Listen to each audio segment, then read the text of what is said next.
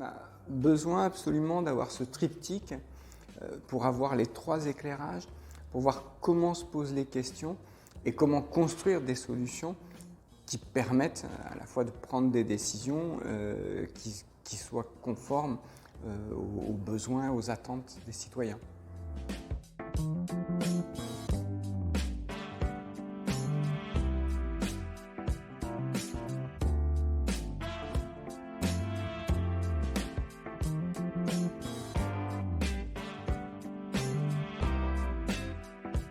Là aujourd'hui, c'était l'idée en petit groupe de travailler sur différentes thématiques qui avaient émergé problématiques qui va émerger dans l'atelier précédent et de passer un peu à des préconisations concrètes.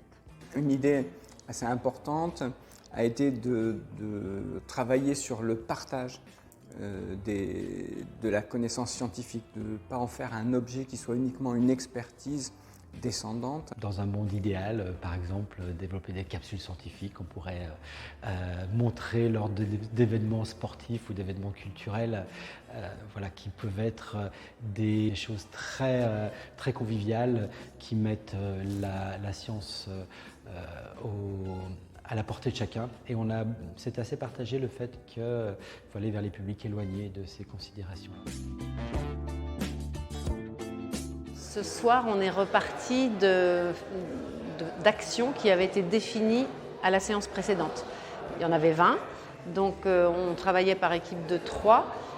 On avait 2 fiches à travailler avec 2 autres personnes. Moi, la première, c'était intéressant, c'était une réflexion sur quels canaux on peut utiliser pour atteindre les gens qui n'ont pas la connaissance d'informations scientifiques et trouver des nouveaux canaux. Et il y avait plein d'idées intéressantes sur lesquelles on a essayé de travailler, comme profiter d'espaces, par exemple dans les cinémas, pendant les publicités qu'il y a avant le début des films, ou alors dans des festivals locaux à Rennes, ou sur des terrains de foot. Travailler ce soir sur la possibilité de faire mieux connaître la science aux jeunes, aux enfants, à travers des ateliers par exemple, et à travers une émission de télévision à la télévision locale.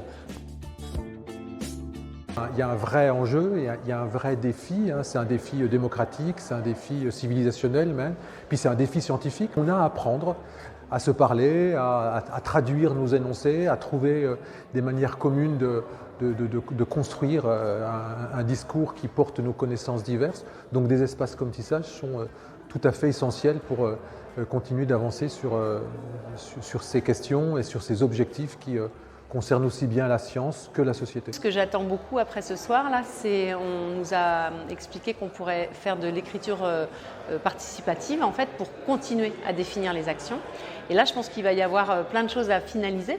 Et puis après, j'ai hâte de voir le résultat, parce que je trouve que quelque chose qui a été mis bien en valeur pendant tout ce projet, c'est l'intelligence collective. En fait, en faisant se rencontrer des gens qui viennent d'horizons complètement différents et qui ont une envie de faire quelque chose, on avance, et je pense qu'aucun de nous n'est arrivé forcément à où on pensait qu'on arriverait. Mais c'est ça l'intelligence collective. Je crois qu'il faut poursuivre ces échanges et ces confrontations, parce que c'est de cela qu'on pourra faire avancer le débat collectif et la prise en compte collective des questions de société qui sont fondamentales.